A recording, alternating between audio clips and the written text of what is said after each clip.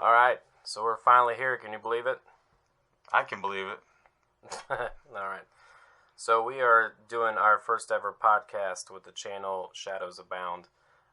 My name is Greg, I'm Chris.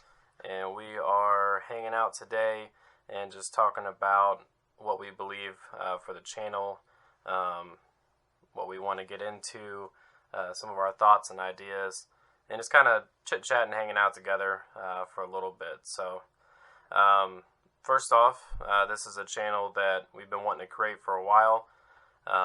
We've been wanting to get into paranormal investigating for a long time. We just have been lazy about it, and finally we're now getting to it. I'd say 2 decades. Yeah, it's been a long while. Either it's been, money trying to get the equipment, or it's just been us honestly just being lazy. But we are finally getting into it, and we're super stoked and excited about it.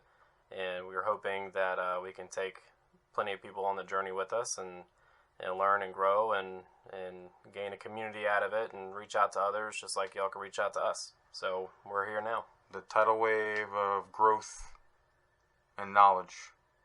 Yep. We ride it. And we've been pretty pumped. We've been getting quite a bit of equipment the past week or so. And we are deciding here on our first location, we're going to be going to a place called Midlothian Coalmines, which is in Virginia. We are local from Richmond, Virginia. So we are planning on investigating a lot of the areas in Virginia at first and maybe grow from there if we can. But yeah, Midlothian Coalmines is where we're going to go for the first location. And we are super excited about doing that, and hopefully we can get that done this week. I'd say because of the revitalization of Midlothian Coalmines, the National Railroad and Coal Mines Association is paying for it to be turned into an official park for Chesterfield County, which is inside of Richmond, Virginia. And this means constant changes every couple months. Usually it's seasonal stuff because they try to do things the old-fashioned way from the time period, which was 1850, 1870s.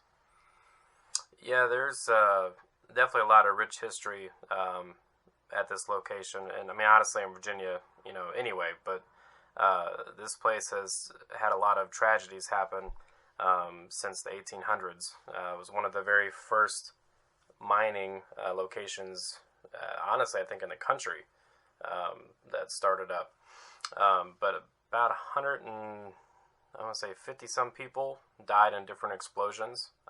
There was about 55 that exploded in an explosion in one of the shafts in the mine. Another one was 32 people got trapped, and it took them a long time to try and get them out, but they failed. 32 people died. That was men and honestly kids included too. So a lot of tragic stuff happening at that location. Yeah, and that one explosion, it's known as the Grove Shaft, which is one of 4, but it was also the main one. It's the one that's still considered open now. How they made it safe to develop it as a park was they covered the opening with chicken wire. Now that's 625 deep in feet.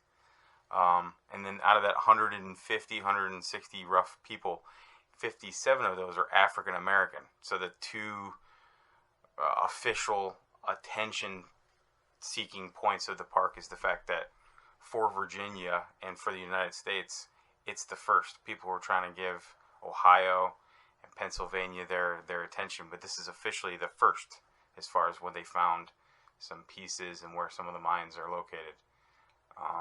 Including the fact that, that's a lot of African American men. And children. Yeah, and children.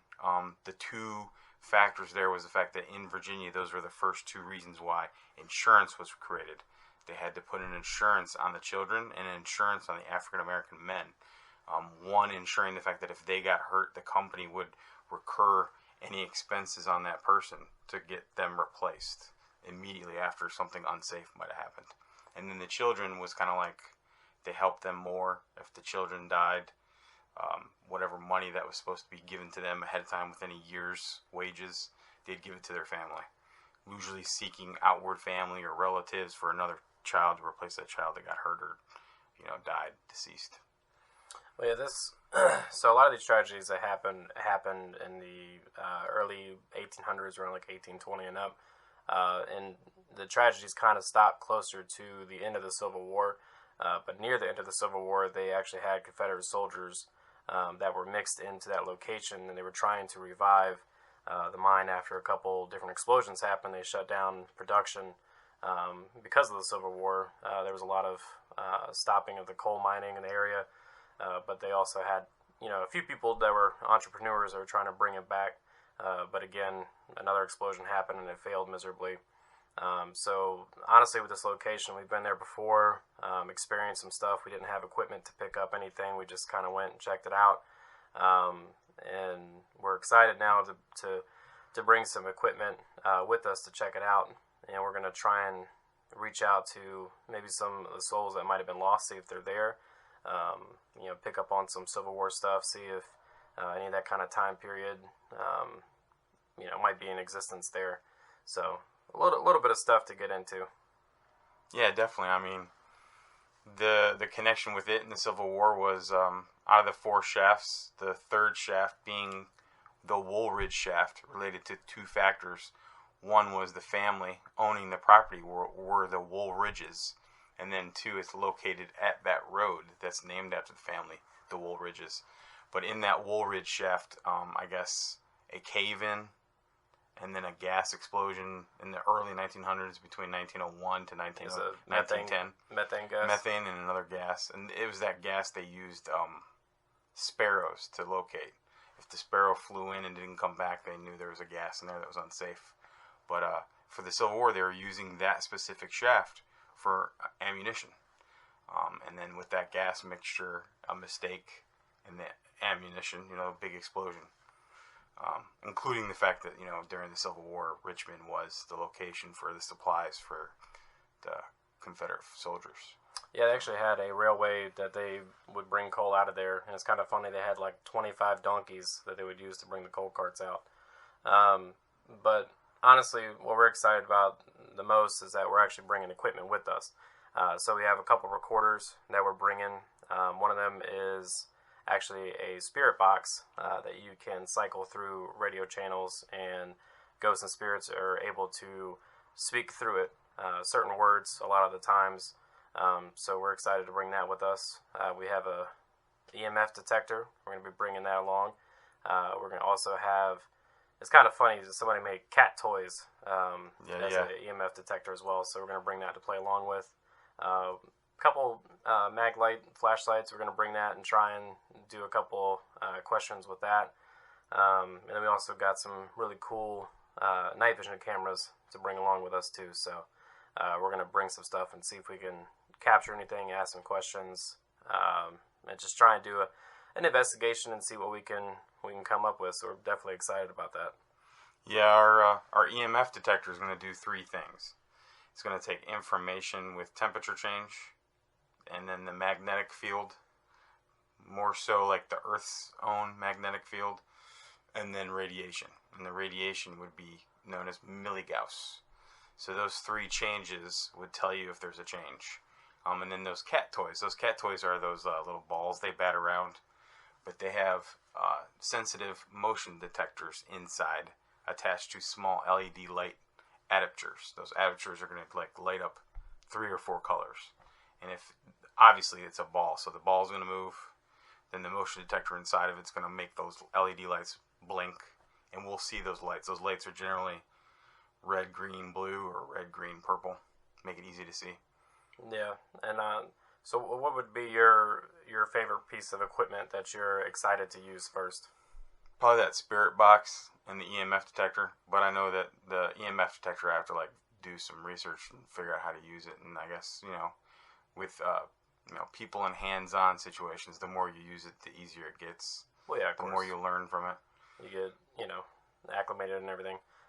So basically with us, I would say we're beginners as far as paranormal investigating, but we kind of are, only because we've gone out, we've ghost hunted and checked out locations and just kind of gone out with some friends and stuff like that just to see if they could feel anything. But we've been able to go out and find and experience things a long time ago, but this is the first time we're actually officially trying to do an investigation all the way through with equipment, try and capture stuff to show other people as well, and just kind of bring you guys along with us.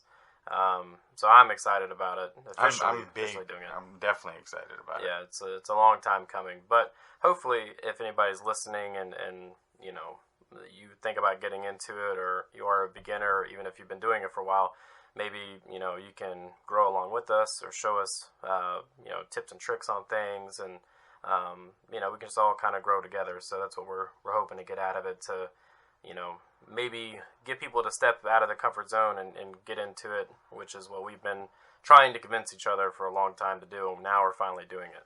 So hopefully we can get some good evidence, I guess. Yeah. Evidence, experience. You definitely got to remember, remind yourself that it takes one step forward. Just take that one first step. A lot of times that one first step can be uncomfortable. You're shy, or you're a ball of nerves. Definitely. Or, you have the fears, you let the fears get in there. Yeah, definitely. No, I mean, we over the past couple weeks we've created the YouTube channel, Shadows Abound. We are going to start trying to put videos together of us investigating. We don't know the kind of time length yet, or how we're going to manage it or handle it, but we want to do a video of us investigating, and then have these podcasts, basically going back over the video, our experience, kind of have more of an in-depth conversation about it, and also sorts of other things too as well. So just trying to dive into everything. Definitely a big dive too. I mean, I can see us, being an official group, making this really official, and interviewing an official for Chesterfield County, someone that works with the public parks, maybe Parks and Rec, or someone That'd be cool. Someone that works with that association that's funneling in money for them to make it an official park. I mean, it'd be cool to investigate and interview people on numbers of different things. Eventually, we'll get there. Like I said, this is the first beginning of everything. So we're going to be doing this podcast tonight, and then we're going to be doing an investigation at the coal mines in Midlow. Going to be out there asking some questions, try and shoot some footage, try and see if we can get some experience or evidence for you guys as well, and just kind of go from there. Definitely. Name drops, of course. We said it earlier, our name is Shadows Abound. We want to get that out there, make that clear. When you're making a YouTube, you definitely have to put those points out. Like, subscribe. Comment, of course, yeah. Leave lots of comments, negative or positive. We want to hear it. Yeah, negative helps us grow. Positive gives us good vibes. You can only grow, as much as you open your mind to it. And there's definitely a lot of people that are way more experienced than us, of course. They've been doing it for a long time, so we hope to hear from those kind of people too. But we are going to hopefully try and do some stuff every week, get some content out there, and we want to hear about places around Virginia as well, if you're from Virginia, or maybe some of the states neighboring, and see if we can investigate some stuff. Definitely. All of Virginia. There's good places in Northern Virginia. There's other states that we probably like that we want to go to and visit and see stuff at. South Carolina, North Carolina. I mean, there's most of the stuff in Virginia, from what I've researched and learned, is near the Blue Ridge Mountains. So near Tennessee, near Kentucky, West Virginia, that border. West Virginia's got a lot of crazy stuff too. But so far, also, Northern Virginia too, I guess. But we're Richmond, so we're smack dab in the middle. There's a lot of history here. A lot of the stuff that went on with the Civil War, and a lot of different, tragedies, you could say. A lot of people in the culture and stuff like that around Virginia. They've got a lot of stories, a lot of very enriched paranormal experiences and stuff. Yeah, lots of tragedies, yeah. Yeah, I mean, they even have what they call, the Ghosts or RVA Ghost Tour. Every Halloween, they take people around Shockoe Bottom, and they show them different areas and stuff like that. Yeah, they have two tours. One that goes like downtown Richmond, and then one that follows by the Virginia War Memorial Museum. all the way up to the old Capitol building. Yeah, and there's some areas that we have gone to or that we want to investigate again officially. So, there's places like Hollywood Cemetery. Yeah, that's the famous one. That one in Churchill train cave-in. The whole train still inside the tunnel. There's a cemetery in Petersburg. There's definitely a lot of cemeteries around. But Hollywood Cemetery is probably one of the biggest. But we also, what is the place in, was it Cole Harbor? Yeah, Cole Harbor is another one. That's a National Civil War battlefield up there with Gettysburg. Yeah, so we got a lot of stuff around us locally that we're going to dive into, and hopefully people from Richmond or Virginia can see our stuff and maybe conversate about some stories they've dealt with or gone through, some experiences and stuff. So we definitely like to hear about things that anybody's gone through and maybe bounce stuff off each other. That'd be cool. Yeah, that and learning from other groups, tricks of the trade. Yeah. Them riding with us, teaching us, vice versa, things like that. Because like Greg said, we're novice to maybe the investigation side or using some of the tech. What we're not novice to is us being sensitive to what goes on spiritually from the spiritual aspect, or the fact that out of 6 places to visit in the area that we've grown up as kids, we always picked Midlothian Coalmines first. I went to high school right there off of Woolridge. Yeah. He's from the area. Greg himself too is long. Well, why don't you tell everybody kind of what you grew up, experiencing as far as paranormal or spiritual, maybe kind of shine a light on what you feel when you're out there, and maybe why you have started wanting to get into investigating, and I'll do the same as well. Okay. Well, I can say I grew up in a church aspect from a young age, leading up to my young adulthood. I want to say I was like 10 or 11. I'm originally not from Virginia. I'm from Syracuse, New York. That's upstate New York. It's an area much like here in Richmond or Midlothian. Where I lived at the time was 2 apple orchards and a dairy farm, and then a small city, not much like Chesterfield County and Richmond combined. I was 15 when we moved from upstate New York to here. So, but that church thing started when I was 10, ended when I was about high school age, right when I was graduating, was when I was allowed to make the decision to not go to church after that point. There's some talk points I'll talk about later. I don't have to bring them up now, but there were some negative aspects as to why I didn't want to go back to the church, and then some family issues as well. But from the young age, I experienced some very negative things. It started when I was like 4, before my dad was talking to me about God and church and stuff. Waking up from night terrors, having that sensation like someone's at the end of your bed right at your feet, or you slept, but in the middle of sleeping you wake up because you feel like you're being stared at. I don't know if you've ever had that feeling where someone's staring at you. Definitely. Or that's like the sensation I just talked about where someone's at the end of your bed and you have a numbing sensation. You're waking up. It's a lot like sleep paralysis, only you're awake and you made the motions to get up out of your bed, and right when you're halfway leaning up and you're off your pillow and you're going to pull the blanket down, you can't move any further. Or in the middle of that motion, you're trying to yell out for your dad. So you're yelling out, "Dad, Mom," in the middle of you trying to yell that out, you can't speak. Or in the middle of saying "Dad," your words get cut off. Yeah. Lots of those experiences. I started seeing them at a young age. I can see some things. That's the part where I was saying Greg and I are sensitives. I wouldn't go into detail as to try to explain what I actually am. I'm not going to call myself anything special. But I can see them. I sense them. You can use the goosebumps that you get as a sort of a compass. So on the certain parts of your body that you may get those bad goosebumps, those will tell you in a direction where something might be or something's going to happen. Yeah. Because that goosebumps too can also mean that, hey, there's a energy change in the sense area. of direction.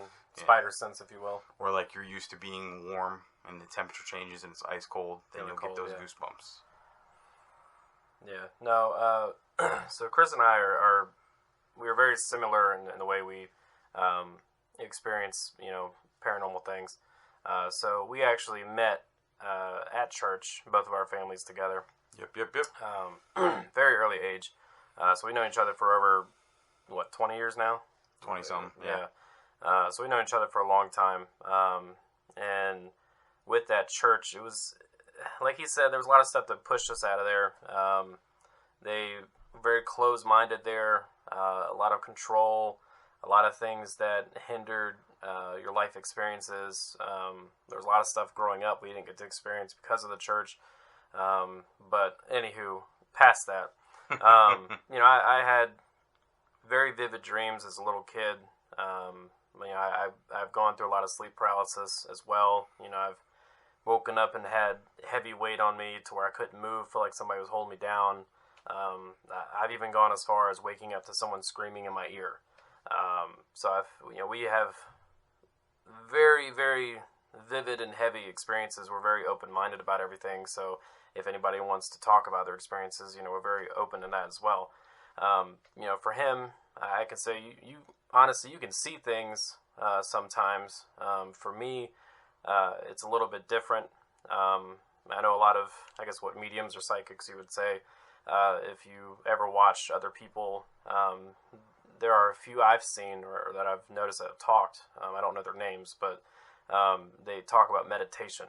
Meditation, when they're investigating, they close their eyes, they open their ears. Kind of like how blind people, when they can't see, they open their ears, they can hear a lot sharper, or they feel a lot focus, sharper. Concentration. Yeah. That's kind of how I am. So I can see things, honestly, more when I close my eyes and I can feel my surroundings.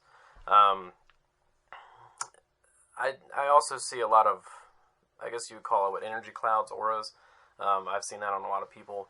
I always make a joke that I can tell what kind of person you are the first 2 minutes I'm talking to you, which honestly, I can feel nervous or anger or happy energy or whatever just talking to people.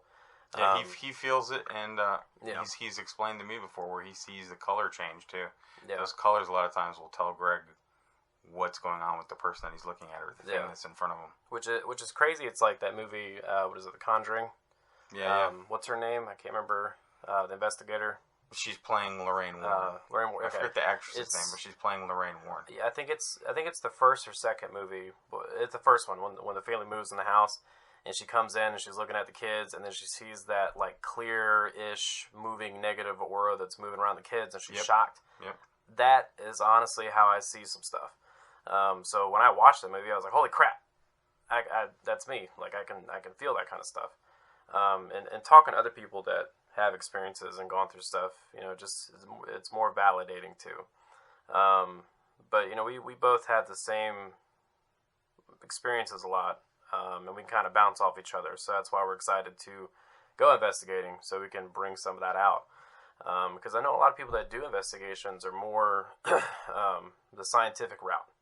Yeah, a lot of times they have a medium or a psychic come with them, and then they all kind of blend in. But you and I are more, we're very energy sensitive, and we can see things and feel things, but we're also bringing our scientific, stuff to it, our experiences or experiments, if you will, our equipment.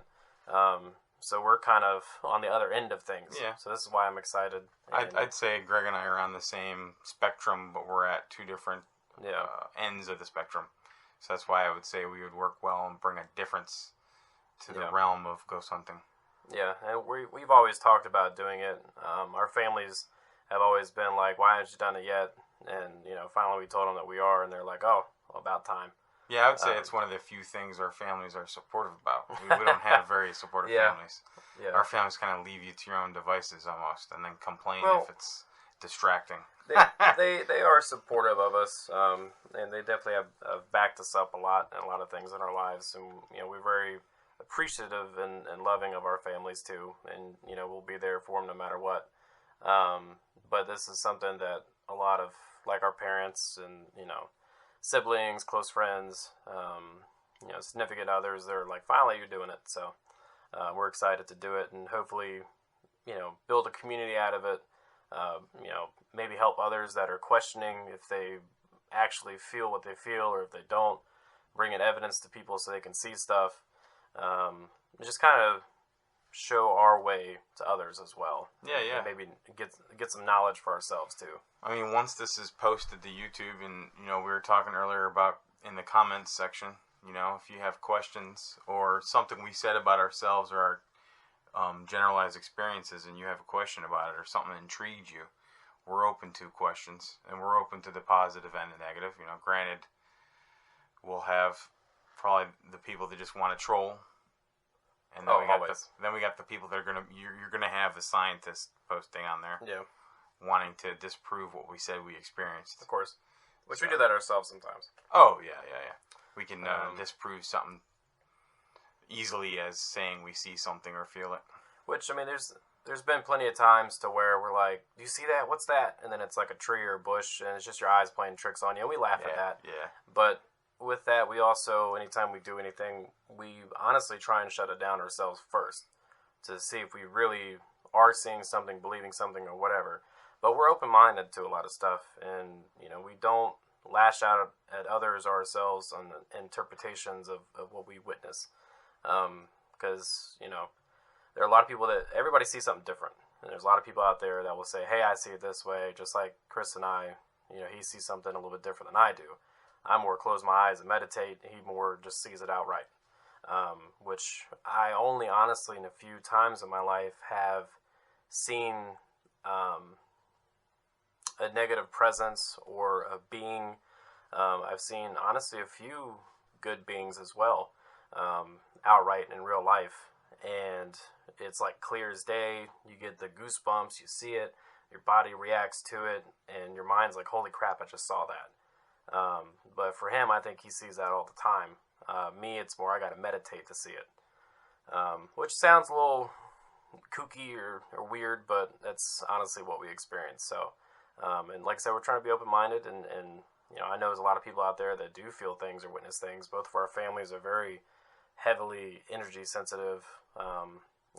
Both of our parents, they have seen things left and right and felt things, and so I don't know if we get that from them or what, but yeah, most likely. I mean, both sets of parents have a lot of life experiences they probably talked to us about too. So that kind of pushed our experience in where we're at now today as adults.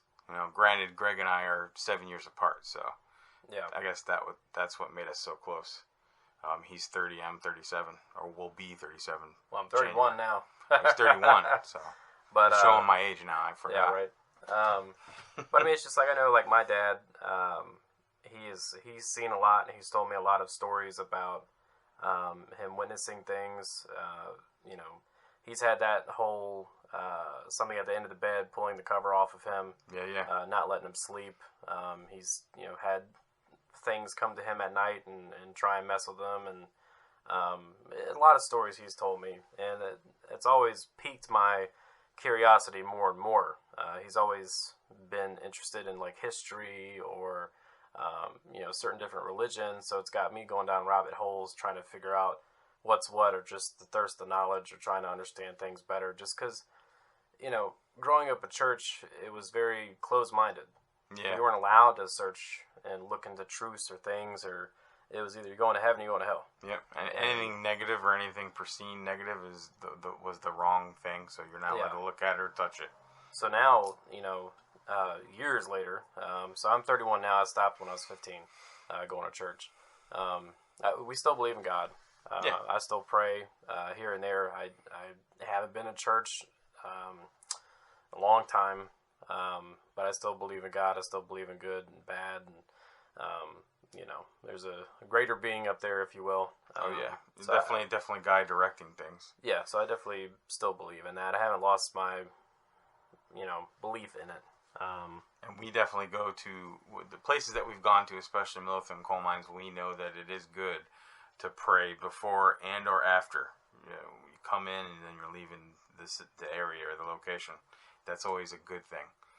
So. Yeah, we always try and protect ourselves before and after. Just because we've heard and seen a lot of experiences of others that have had issues or tragic things happen, or just whatever. So it's good to protect yourselves no matter what, whether you believe it in or not. It's always good to just say a Hail Mary, throw some salt over your shoulder, and slap your back or something. I don't know. Oh, At yeah, least do something. Yeah, definitely. I mean, even if some of that stuff that we've mentioned isn't your belief, but you believe in karma, we've had situations with people that we know and other people that go with us where that negative karma follows them home. And it was karma that they weren't asking for, you know? Yeah, definitely. That's the part that you want to protect yourself from. Or others in your home if you have roommates or significant others, that kind of thing. Yeah, especially if you have, ones that you live with at home and your family that are energy sensitive or can pick up on things or feel things.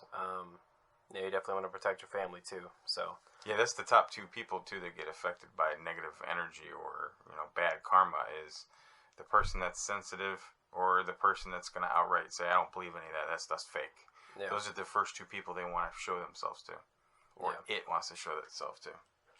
So with us, we're in October, the third week of October. We are planning on doing at least one or two investigations before the month is out. We would definitely like to do something for Halloween for real, something special if we can. Maybe we'll do a podcast. Maybe we'll do an investigation somewhere. But we are choosing Midlothian Coalmines as our first place to go to just because it's kind of like home to us in a way because we've been there over double digits. Yeah, more than hands can count. But it's honestly, this is the first time that we are bringing equipment. So we went there one time with some friends of ours, and one of the friends had a group of people that were trying to be paranormal investigators. I think they're from Virginia Beach or something like that. But Virginia Beach and Portsmouth. Yeah, this was like a decade ago, a long time ago. And we had brought just simple things. I think they brought a camera. We brought like a recorder with us, just like this one. Yeah, a couple of recorders, a couple cameras, and a flashlight. Yeah, and we actually had some experiences. So this time around, we're hoping now that we're bringing equipment again, and it's, all our own, that hopefully we'll get some pretty, I don't know if I'd say heavy stuff, but some at least evidence to show others that this place does have things going on. Yeah.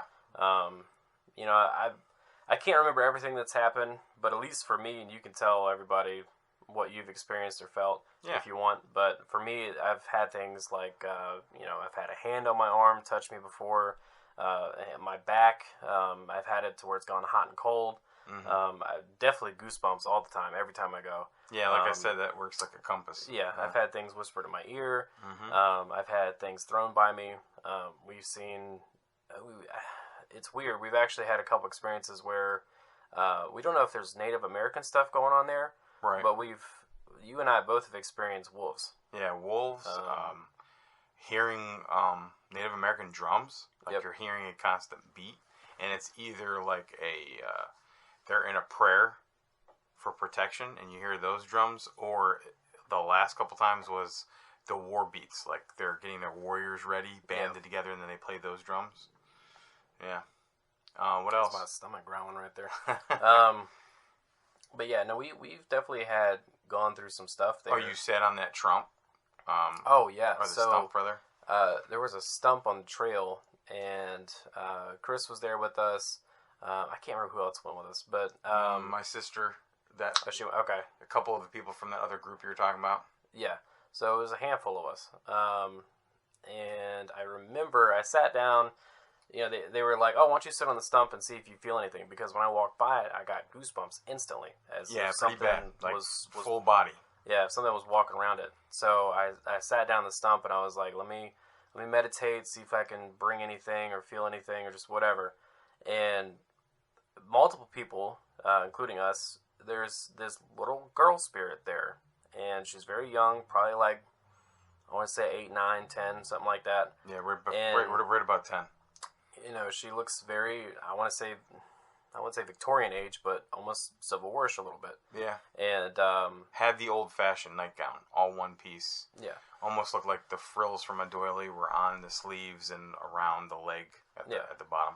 But so sitting there, I remember I closed my eyes one night, and I could honestly see her dancing around the stump where I was at, and all of a sudden I hear a gasp. I don't remember who it was, but my hair was standing up on top of my head, as if somebody was trying to play with it or braid it. Yeah, my sister and Randy were the two that went. Oh, they saw. Okay, really loudly. So like they lost their breath. So it was Chris's sister and our friend. So they saw that, and when I opened my eyes, I felt my hair drop from the air. So I almost didn't. I felt my hair getting played with a little bit, but it was almost like, oh, I thought it was just cold, it's static, whatever. But going, through that, and once I opened my eyes and my hair dropped like it did, I was like, oh, I was being touched. Something was actually touching me, and I believe it was that little girl playing with my hair. Yeah. Because I almost invited that happening, which was a crazy experience. I mean, it scared, I think it was your sister and our friend Randy. It scared them a little bit. They lost their breath seeing your hair. See, so from our perspective, you were only sitting there. It was maybe max 3 minutes, and like he said, you sat down because everyone was feeling the goosebumps. Yeah. So my sister, myself, Randy, and Greg, we were all feeling the same thing all at once. So he was like, all right, I'm going to go ahead. I'm going to sit down. I'm going to do my meditation thing. He meditates barely 3 minutes. At the 2-minute mark was when we all see, he's Caucasian like me. So we get pink or red right from different shades. You can't see us yet on podcast. You may later. But we turn different shades of pink and red. And this guy loses all color. Like, he looks like a sheet of paper. And then, he was describing how it felt to him that his hair was being pulled up or it was standing up on end. From our perspective, it looked like someone had their whole hand in a handful of your hair right in the top center of your head where your crown is, and just was pulling on it. And it was standing perfectly upright where you could use it as a ruler and measure with it. And then immediately after you got out the meditation was when the hair drops. You felt it. You felt it. And I'm like, wow. Do you believe that happened to you? And then we were all standing there trying to explain to you what we saw. I don't think, because of how he got in that fully meditative concentration, trying to focus himself, he didn't realize he had lost his color. I didn't. Or if he felt warm, he didn't notice right away that he got really cold. I didn't realize anything else besides that my hair was getting touched. It was a crazy experience, and we've had more than that. But we're gonna try and bring that up at a later date. We plan on going out there investigating with the equipment that we have, and then doing a podcast afterwards, kind of going over in depth the experience that we had, and maybe bring up some of the old experiences too, just if we can compare. But with this podcast, we just kind of wanted to introduce ourselves. So again, I'm Greg. I'm Chris, and we are from Richmond, Virginia. So we're local investigators. And this is the beginning, and we hope to, unravel some areas and get some experience and knowledge. And honestly, we just want to grow within the community and hopefully gain a community that can grow along with us. And that's where our mindset is. This duo makes up Shadows Abound. It does. And hopefully, if you enjoyed the podcast, we're going to try and bring some more to you. Hopefully, maybe every week, every 2 weeks, depending on. We're both very busy. We do work full-time jobs. I've got kids, so family stuff. Yeah, we've got some time, set aside. Hopefully, that we can do this for you guys and for us. But it brings us joy and happiness that we get to talk about this kind of stuff with each other, and as brothers, almost kind of grow up with this kind of stuff, but into adulthood, explore it further as far as paranormal stuff goes. Definitely see where it takes us. Yeah, definitely. So we're going to be ending the podcast here soon, and hopefully this week, like I said, go to Midlothian Coalmines, investigate it, make some footage out of it, and then come back another date and do another podcast. Oh yeah, definitely. But other than that, you got anything to say? No, other than I'm excited to see this thing blow up, expand, evolve. Like I said in the beginning there, I'm sure Greg feels the same perspective I am, but my statement here would be, I want to ride the tidal wave of the knowledge and the life experience we'll get from it. Yeah, and we only all in the positive way. The Yeah. wave only going up, nothing coming down. we're Good only vibes. hoping to grow from the experience, and like I said, grow within the community too. So, but other than that, this is Greg and Chris from Shadows Abound. We will catch you another time, and as they always say, happy hunting. Check you later. Or that too.